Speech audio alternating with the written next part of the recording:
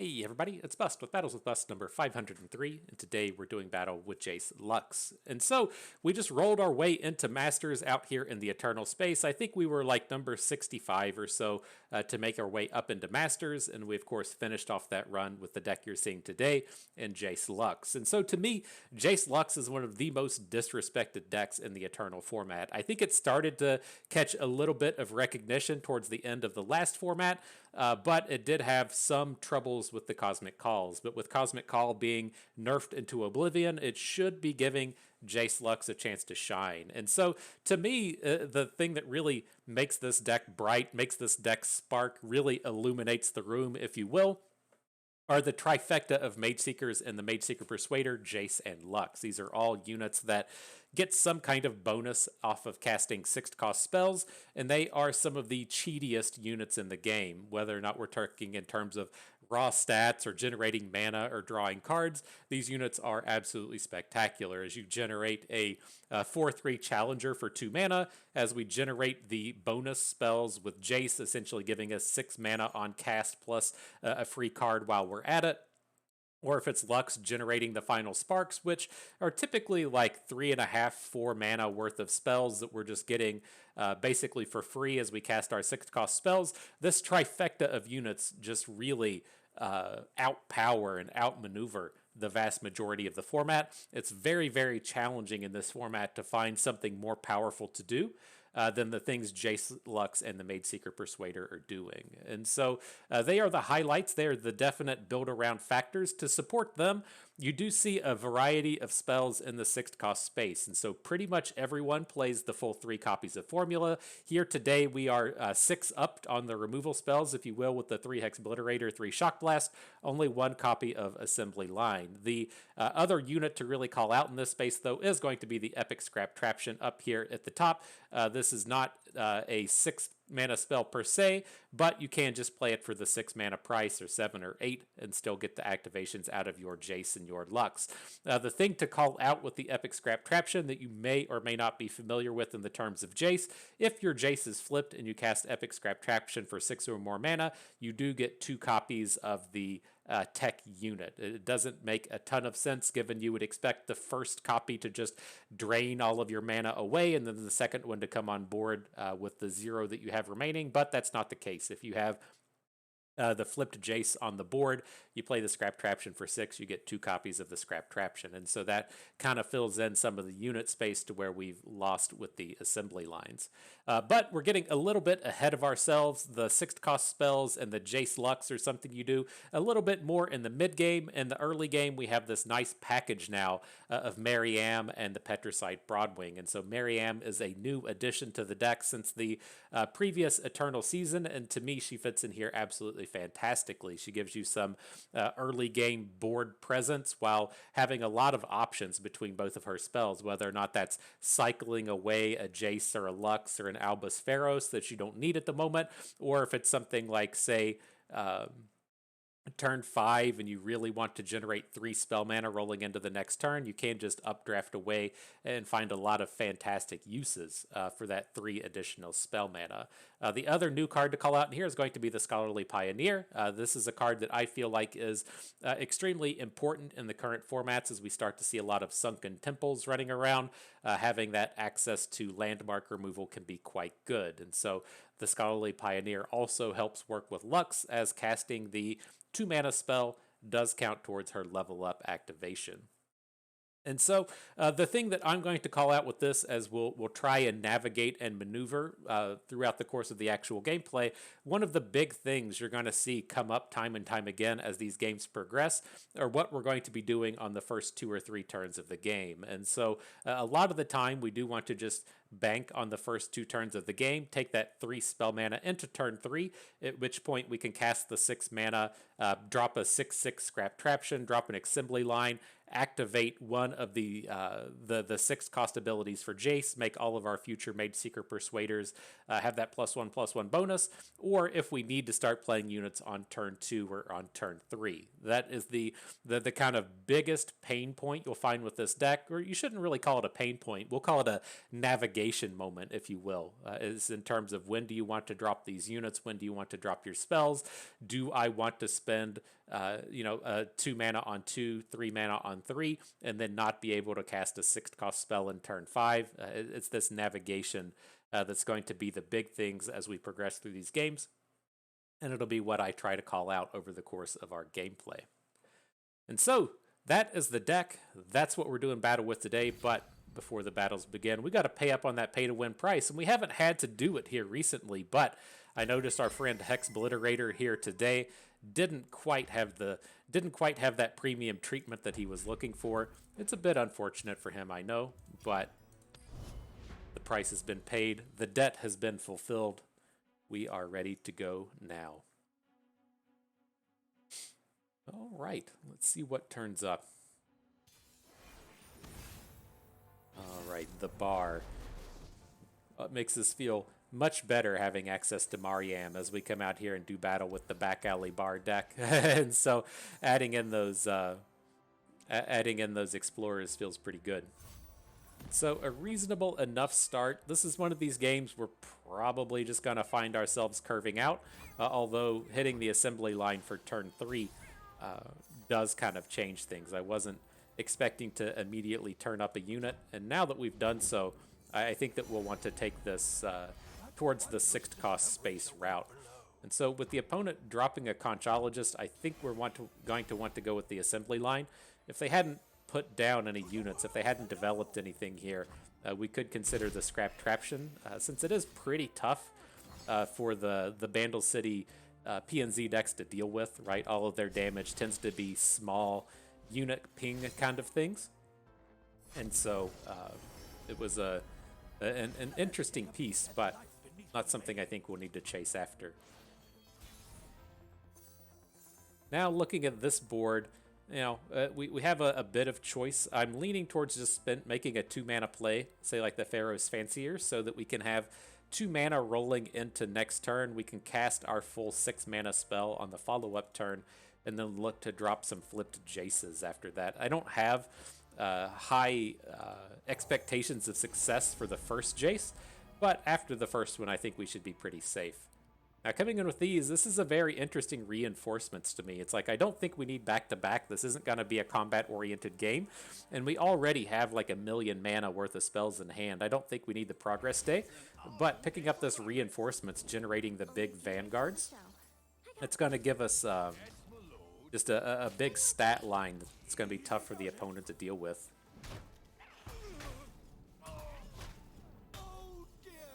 All right, so Seraphine comes in. It doesn't feel good just trading the units for the 2 damage onto her, but it does get us in that place to where we can now kill her off with a Shock Blast. And so it's not, an ultra critical Seraphine to be taking off the board. She is in no way about to flip, but oh, that's a bummer. It is a thing I'd like to take off the board.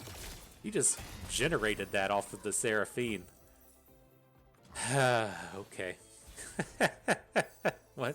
What more can you say about these dumb cards? All right, so I think we want to take the Challenger on Jayce here. We do need to kind of try and interact with this Seraphine. I feel like if we get the Jayce with quick attack and just attack, it's not really going to be enough. And so we've got our Jayce ready. We'll take the hook in. We'll get her off the board, and then we can look to build up to some of these other spells in the following turns. So this Jayce is going to be safe. I'm going to go ahead and drop the Sharp Sight. We do have this additional one in hand. I think that's what we'll be using in the follow-up turn. But the thing to kind of take note of in this space is he's going to want to play Back Alley Bar next turn. And with the Back Alley Bar online, we're going to want to get this Pioneer down. And so I don't think we'll be able to play the follow-up Jayce next turn. Right, we're in no way threatening his board, and so he's pretty free to just drop the bar.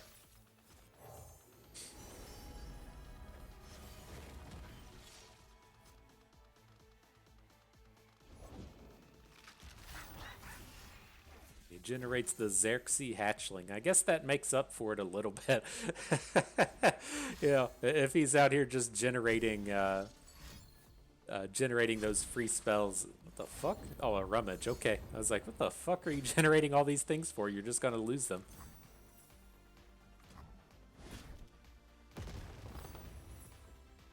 But interesting space on this next turn. We have the Jayce. We can look to cast a 6-mana spell off of our Jayce, but we're really kind of interested in just dropping this reinforcements. Like, it's not a particularly exciting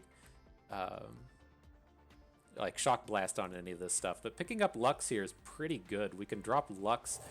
We can use the formula to generate a final spark, and then next turn we'll at least have some of that mana banked up to try and pop off a little bit with Jayce. So we did have bar number 2. It's a little bit of a bummer to have them come in back to back like this, but he just spent like a ton of bar stuff on the previous turn, and so it's like, I know he has this massive pile of hand now, but it's ideally not as much as not as much problem as we would run into with the previous turn. Where's he stand at this stuff? Ezreal's at 5. Let's keep Lux at home. We're gonna generate some final sparks next turn. If you're not familiar with these interactions, if we double up on the reinforcements with Jayce on the board, what the fuck? Are you serious? You just generated a fucking She Who Wanders off of.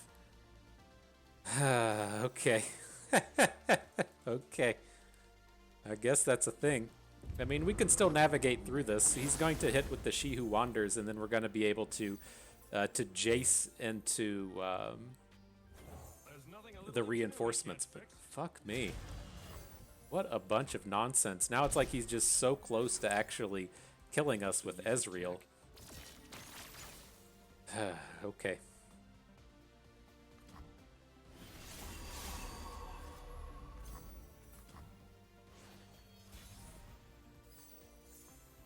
So how do we feel about this? He's got... this Ezreal is not anywhere near flipped. Let's just go for it. Hey, show me that again. Like, if we miss out on the lethal this turn, he should still be having to do a whole bunch of bullshit to just try to get our units off the board. And then we can likely get a kill next turn with the shock blasts we have in hand. Fucking She Who Wanders. It's insane.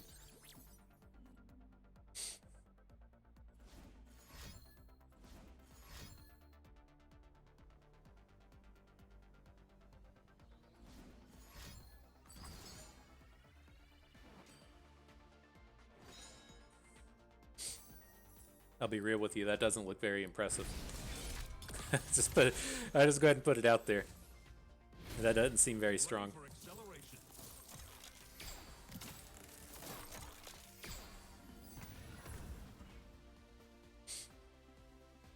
So are we going to want to drop a scrap traption after this as well?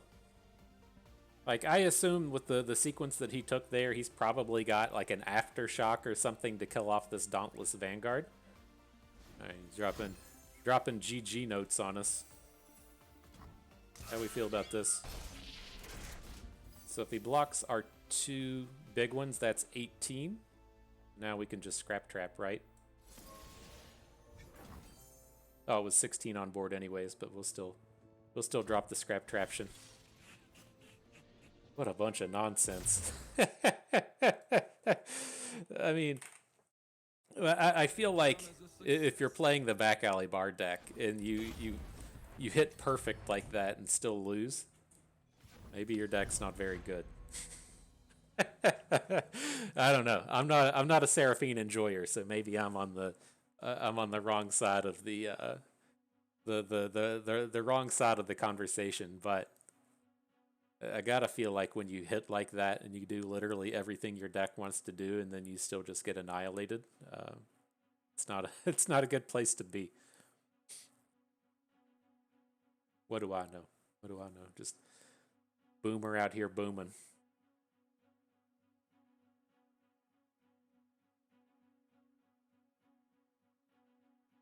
Here's some boomer knowledge for you. You know, that's what you're here for. Learning from the old folks. And so, this happened to me last year. So I am the kind of connoisseur of deviled eggs, if you will. You know, if you're new to the channel, that's all we're good at in life is dropping the deviled egg knowledge. But last year, they just rigged it, right? It was a very clear case of price gouging. Like the week before Thanksgiving, the price of a dozen eggs went up to like 450, 550 a fucking dozen. And then the price just didn't go down for like 7 months. And they're like, herp derp, it's fucking bird flu or something. It's some kind of bullshit. But you could like legitimately go, like if you go to the standard grocery store and you went to get your or you went to get your dozen eggs, it was that 450, 550 a fucking box. But if you went to like the organic place, like if you went to a Whole Foods or you went to a Sprouts or something, you could get like the free range like specialty eggs for like $1.99 a dozen. And so it was just a fucking scam, right? They were just out there being like, derp, you know, oh, you know, supply chain, COVID, you know, they're dropping all the bullshit answers. And so where this is going is, I went and did my grocery shopping yesterday. I meant to make a video yesterday so I could drop this knowledge, but I didn't have the chance. You ever have like combat tricks here? But I was thinking we could just get an extra point of damage in. But they were 99 cents. And so I learned my lesson from last year, and I bought 3 dozen, and now I'm ready to go for Thanksgiving. But I'm hoping you believers out there can get out there in time to get your deviled eggs before the sales change. You're probably just going to get price gouged now, and so it's a bummer for you, I know. Now this is an interesting spot I've run into multiple times, not so much with Jayce Lux, but actually up against the ramp decks and being able to play a Scholarly Pioneer for the landmark removal and taking down a Blighted Ravine. I think that's what we want to be doing here. Because, you know, we're losing out on like 6 attack power worth of stats if this thing gets to stick around. And if we're being real, our hand doesn't really do that much. So let's drop it. He's got the Avalanche, that's fine. But I think that's a nice tempo exchange there, getting that ravine off of the board.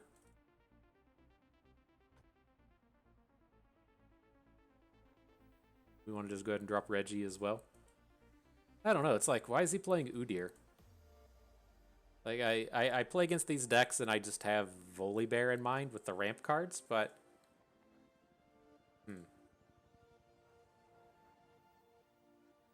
Alright, we'll just play it. We'll play a 6-mana Scrap Traption next turn. Judgment, always interesting.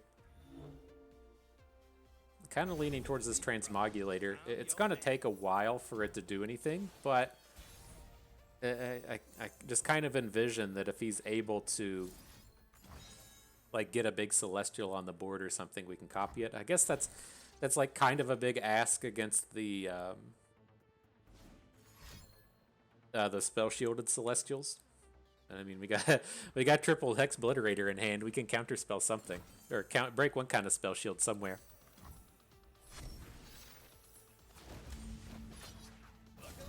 Interesting. He ramps right before it would have turned into 6/6.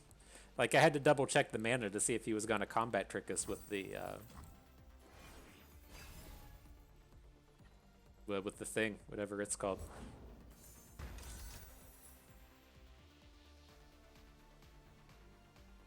Let the light guide you. All right, draw them cards, my duder. Hit 1 out of the top 5. Not particularly efficient there. But all right, we should be in good shape now. I'm going to go ahead and burst out this formula, get the flip on our Lux. Now the question is going to be, do we want to play a Shock Blast as well, just to go ahead and get the second final spark? I think I'm on board with this. It's like the pain point is Aurelion Sol, right? But we can kind of fight through an Aurelion Sol here. We can deal 1 damage with the beam and then double final spark it. But if it's not Aurelion Sol and we get to start dropping the final sparks on his Nug, I feel like that's going to be pretty top notch. This guy again. This lady, I should say. She who wanders rolling through. Being a real pain in the ass.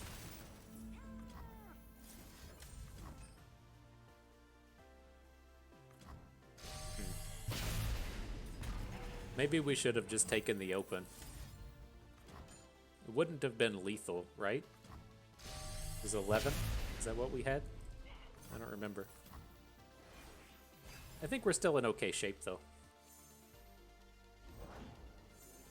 Aurelion Sol rolls in. The heavens diminish without my attention. So how do we want to go about this? Like, we're very close to getting that lethal if we had a shock blast kind of card. Like,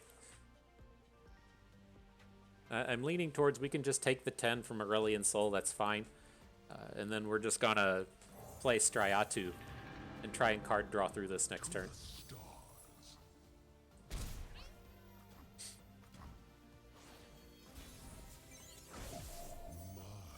There's the shock blast for the lethal.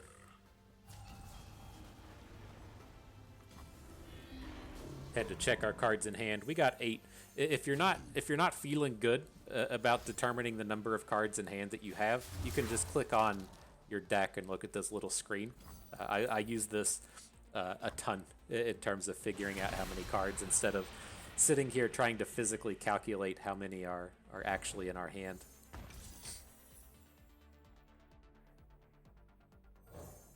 Alright, we should be good. He did gain some health, but we're able to double up on shock blasts. Jayce as a flip in our hand as an additional shock blast, and then I didn't do any mathematics on here as per usual, but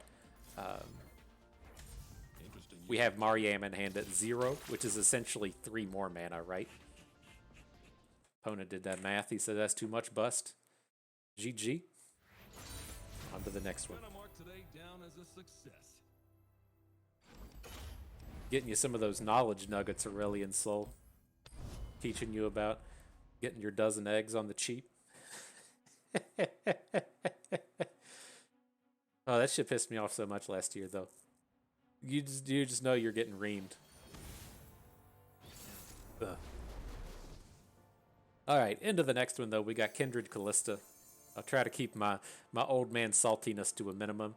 And this should be a reasonable start. I can't imagine Kindred Kalista really coming out the gates fast. I mean, I guess this could be a Slayers style deck. You know, we say I don't see it, and then he's gonna be like, okay, well, here's my Cursed Keeper into Ravenous Butcher draw. But if it seems like that's the kind of thing we're going to be up and running against, we can just start playing units, you know. But I did keep this hand under the premise that we are going to just be banking the first 3 turns and then playing Broadwing Persuader on turn 4 and then trying to do something with Jayce and co a little bit later. So I'm just going to pass this. If he drops the Butcher, you know, he's not going to be able to present an action at us, and so I think that's fine.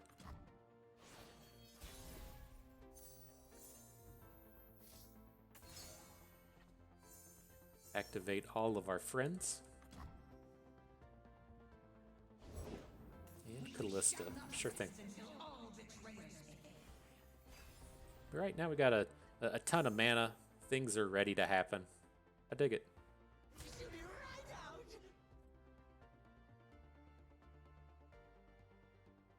I think the other thing that feels kind of good here is the way that I would kind of see things working out for him is if he's able to play Kindred and then play a kill spell, right? And with only 1 mana behind, there's not a ton of kill spells that he can play. Can Ravenous Butcher, but I feel like if he had a Ravenous Butcher, he would have played it at this point. And if he was wanting to, say, quiet us our Broadwing to get the full clear on our board, you know, that's kind of off the table with the double Persuader coming in. So I think this is fine. Alright, no Kindred either. Mages can't hide from me.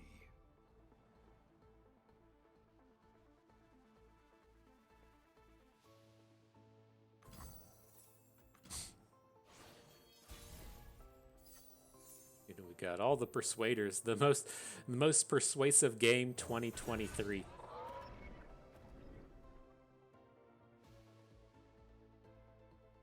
Are we still in 2023? I kept forgetting how old I am now. We had some family functions over the weekend, and I had to remember how old I was. I've gotten so old I forgot. I had to sit there and do the mathematical calculations, and as you all know, I'm not particularly good at math, and so it was a real pain point, but we got through it. So what do we got here? Just a vile feast onto bird. All right, let's combat. So I'm gonna do it like this. I'm gonna leave these cursed keepers at home. He's done absolutely nothing to indicate that he has Slayers style cards to punish us with, and so I don't think we need to get these off the board, right? You have to start to, think in terms of these Slayers decks and be like, okay, well he's gonna try and Ravenous Butcher something away. And, he would ideally be sacrificing off these Cursed Keepers. But if you kill the Cursed Keepers, then he would have to see, be Ravenous Butchering a 4/3. It just doesn't seem like he's really got it in terms of being able to, slay stuff. So I think this is fine. Now here, this is kind of an interesting note. This is an Obliterate onto Kindred, so it does not help level up Kalista. Looks like he's got another Glimpse from Beyond or something, but that's fine. Mainly just interested in getting that Kindred off the board. It's not a time for tempo.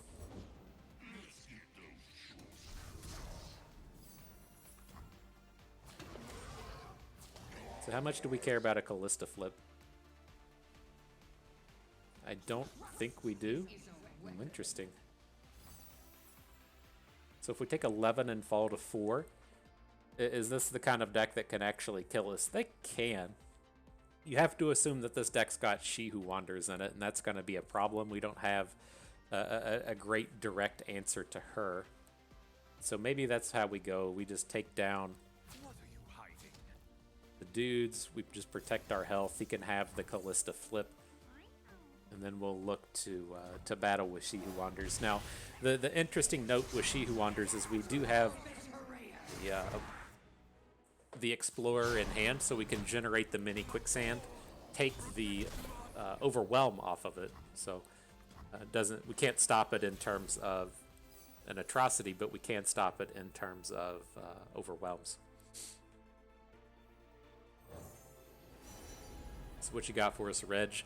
Not really what we're looking for here. I wanted some kind of unit interactivity. Probably just take the assembly line. It's better than the Mirages, right? These are 3/2s. That's a bummer. Selter, interesting.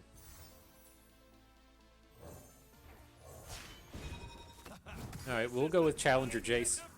Everybody knows what's about to happen, right? He just hit that spell shield off of the husk, and so he's immediately going to he's immediately going to play the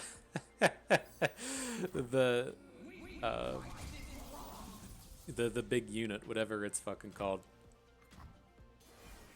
She Who Wanders and It That Stares and Along the Beaten Path, whatever all these things are called. Okay, GG. On to the next one.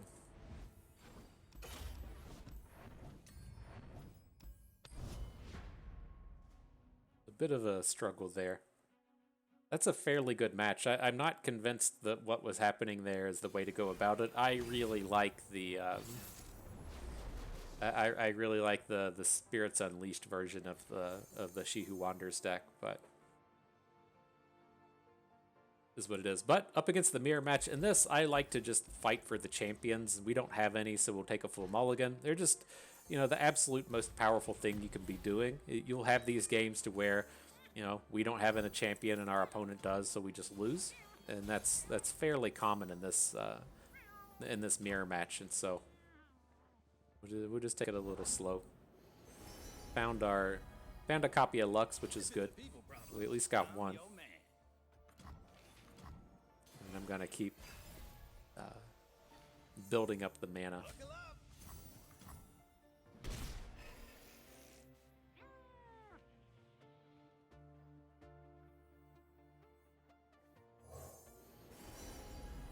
Alright, Reg, what you got for us? Maybe we want back-to-back. You know, all the removal spell in this matchup should be damage-based. And so protecting Lux or protecting Jayce with a back-to-back could be pretty big. I think I'm on board with that. Come on, people. Let's make Weird. today. So many mana resumers. Is that the right word for these things? Mana resumers?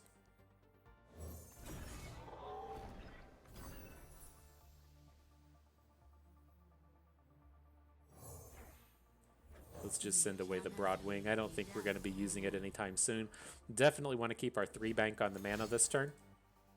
And now we can try and chunk down one of these units. He did just refill all of his spell mana, so let's try and take the Forge Chief off of the board. Like, if he brings in a Mystic Shot to weaken our Broadwing and gets his point of mana back, fine, I guess. But, you know, it's the little victories in life that take you to the highest. the little victories take you the highest, and so that seemed like a winning space there. All right, so he's got a Lux. We've got a Lux.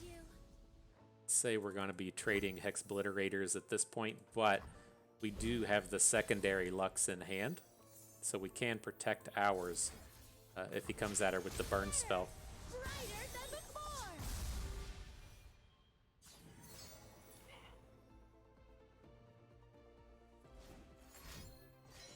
Demacian steel. Try Demacian magic. It's like he has one as well. Well, he has one. He has a burn spell or a prismatic thing, not necessarily a 6-coster. So are we okay to just give up on our Lux at this point? Like, we can add a Persuader in, and then if he does something to... Here's the other interesting thing, is he's already played one...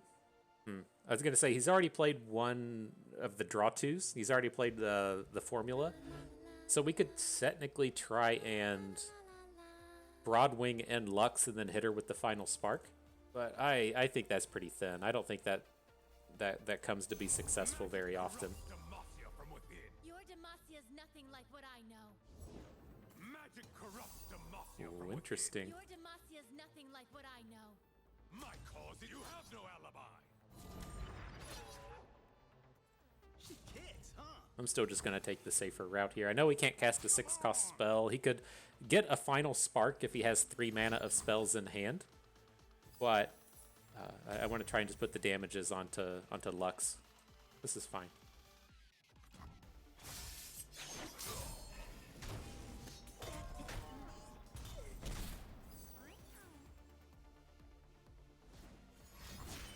I've been hiding my light too long. He went there. He took the long road to getting the Lux flip.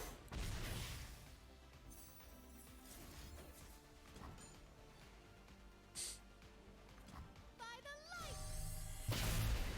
Alright, so ours is going to get zinged. A bit of a bummer, but we can drop our secondary Lux next turn. She'll come down with Spell Shield, and we can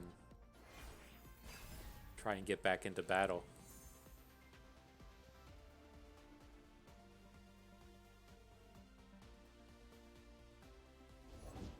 Nothing beats field testing.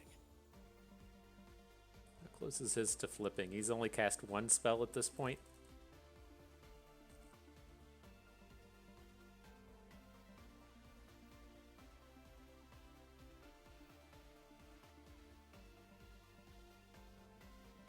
We can do this.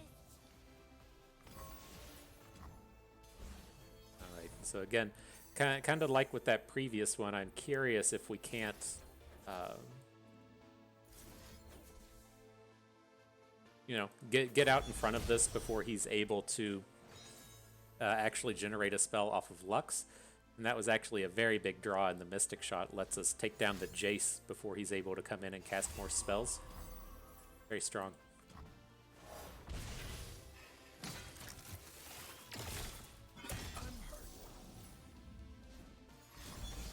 What do you got? Assembly line. Okay.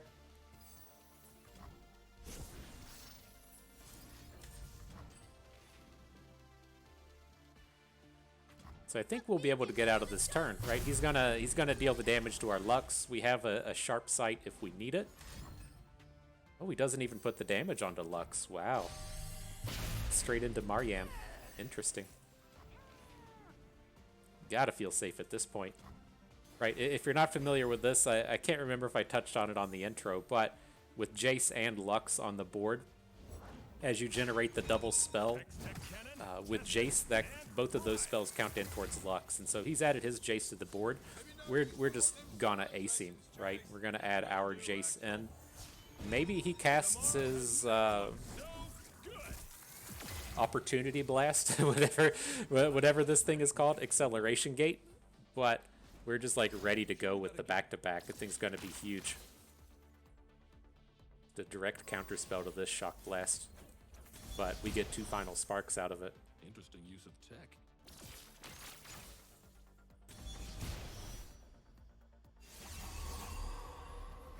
Opponent says that's too much. You ripped it and rolled it real good, Bust. GG. Gonna mark today down as a success. Man, do you all remember back in the days of Expedition when Jayce was a part of it? Do you remember that? Do you remember the Jayce release event to where Jayce came out and then they made no mention of how he was not going to be a part of Expedition, and then you started playing the game and then just realized he wasn't there? That's wild to me how that rolled through and came about. That may be inaccurate. They may have said Jayce is going to be released, but he's not going to be in Expedition. I can't entirely remember how that pacing went, but it wasn't pretty, that was for certain.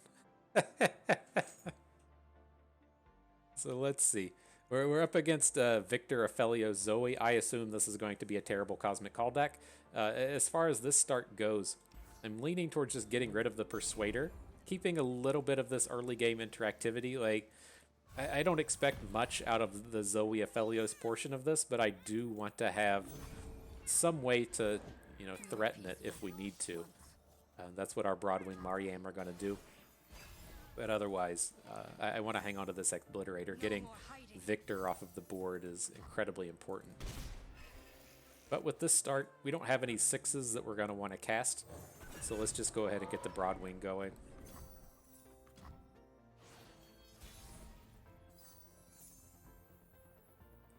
Take the defensive angle here with Maryam. I think I'm just going to send away the Broadwing. I don't think that we're going to be using it anytime soon.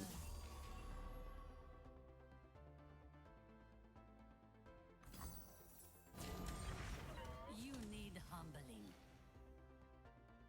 We'll just keep the Broadwing at home. We're not in a hurry, right? And then should Aphelios come down, I'd like to be able to threaten him. Just like getting the Broadwing down to a 1 healther doesn't strike me as very important or strong.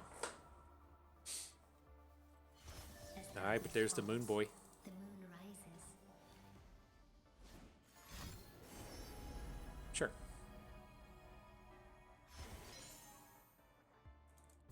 So we don't have to be in a huge rush to get him off the board, but our hand does curve kind of nicely from this point forward if we want to cast a 6-mana spell this turn, play a Lux next turn, and then try and get the 6-coster off on the opponent's token. It's a little awkward on the opponent's token, given that they'll have the chances to interact with Lux that we don't really want to see.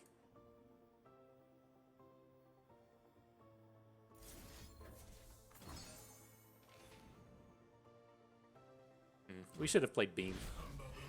He's not going to have units bigger than the Beam, and having that extra mana can be pretty relevant.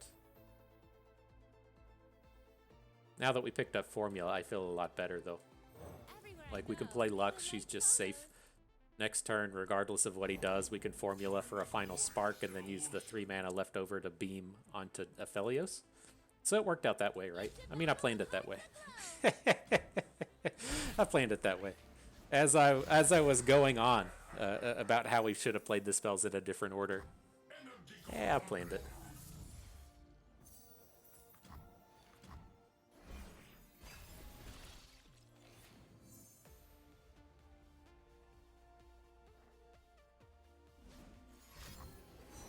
Leading in with Gravitum. Interesting.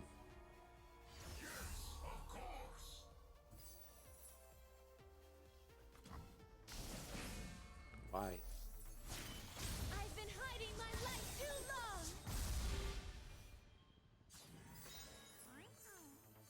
So has he picked up his weapon for the turn? Is that what this card to the left is?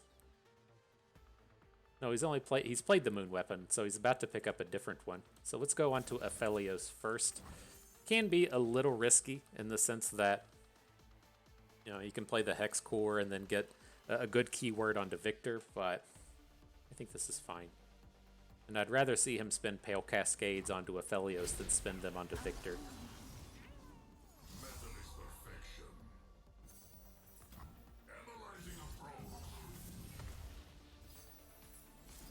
I was ready. I had the, of course, cocked and loaded ready in my head. You say here comes the spell shield. Of course.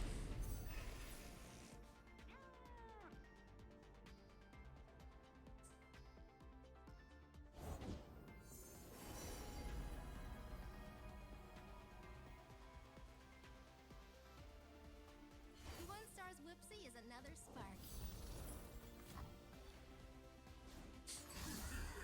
There's the spell shield.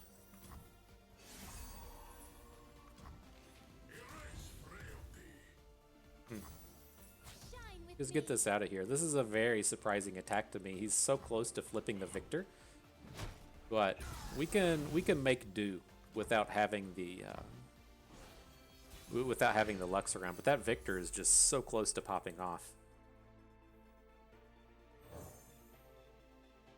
I'm gonna go Challenger here. The plan is to just not attack.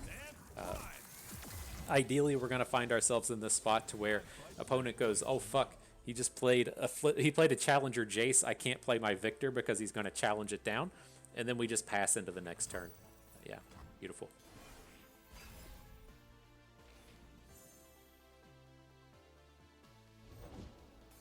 Gravity.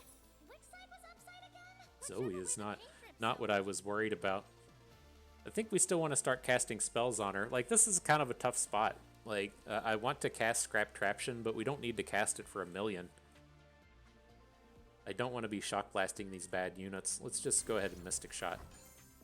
We may run into this space to where our Jayce actually gets killed, but it should be pretty tough for this opposing deck to do.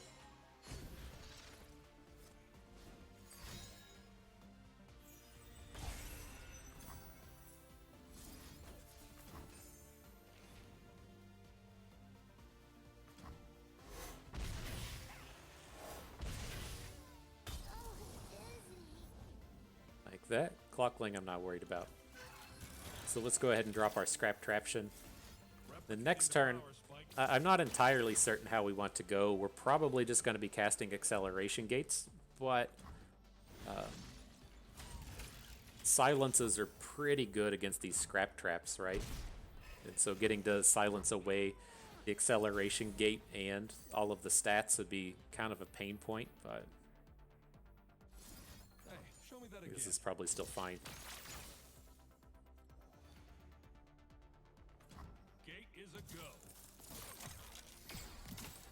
Uh-oh, it just happened. Like, there was no Mystic Shot onto Maryam or anything. That's scary. Should have let words solve this. Oh, you're Alright, well, that's a touch of a bummer. I was expecting a lot more fireworks to pop off there, but we have gotten him to the point to where this Albus Pharos is just lethal.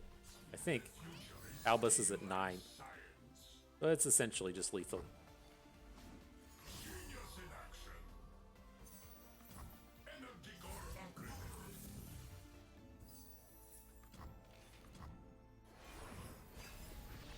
Those are basically the same thing, right? One could say they're essentially the same thing. It just, it's essentially the same as a lethal. I love sparkle flies. And a spell shield. Okay, well, let's just get Albus in.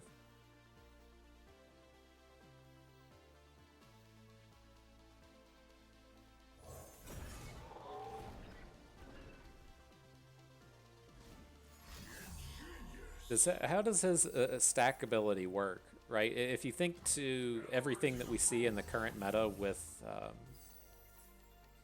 the likes of Howling Gale, right? The Janna slow spell to where you cast the slow spell, and then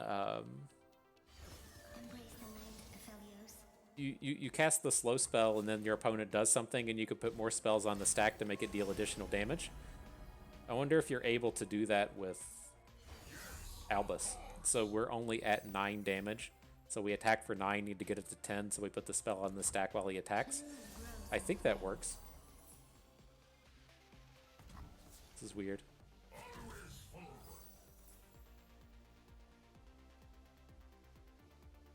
Does he ever burn us out from 6? I don't believe it.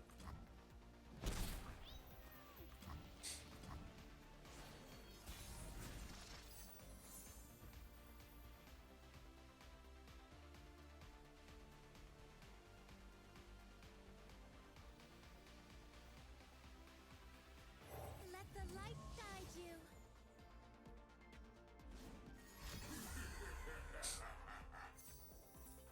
So I think we're safe. Even if he starts hitting like spell shields off of Viktor, I think that's fine. And then even if he generates a lifesteal for Aphelios, you know, he has to cast the Aphelios, then we can hook Viktor way out to the right. Like, I think everything here is okay. I know this is a format with like get excited and stuff in it, but I don't know, that stuff doesn't really seem like it's on the table.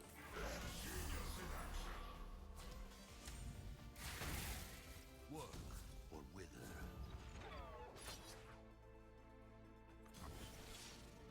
Only says we got 36 rolling through with 10 to the Nexus Nug. Clumsy design. Alright, bringing up a GG.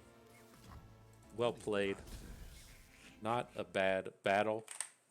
And that's where we'll call it. I forget these Eternal games take so much longer than normal. It take us a 20 minute to get into game 6. And so, good stuff. You know, we can pull this up, talk about it a little bit more. I feel like that was a pretty good collection of games that we got to see Jayce Lux really handle itself nicely. And so, again, you know, if you're familiar with the deck from last season, at its core, the same ideals are out here happening with the Persuader, the Lux, and the Jayce getting activated on the 6th cost spells. The new additions were the Mariam, which we didn't really get to do any Mariam combos. Like, you will find yourself in this space to where you'll be on, say, turn 4, and then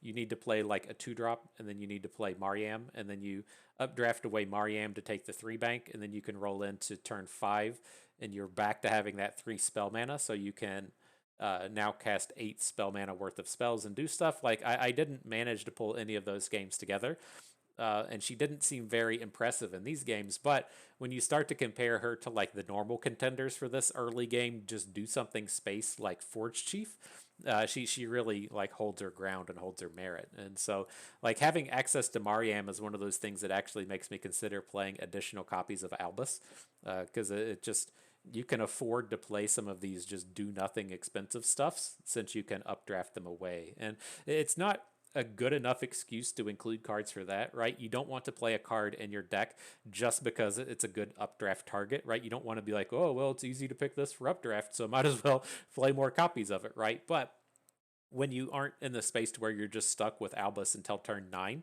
and he's such a high impact play that just a bunch of decks can't actually beat. That makes me think a little bit about it as well. But as it comes down to this deck, the big things that really matter for it are this kind of formulation of 6 cost spells. And, you know, you can certainly wiggle and change and do things differently depending on how you see the meta.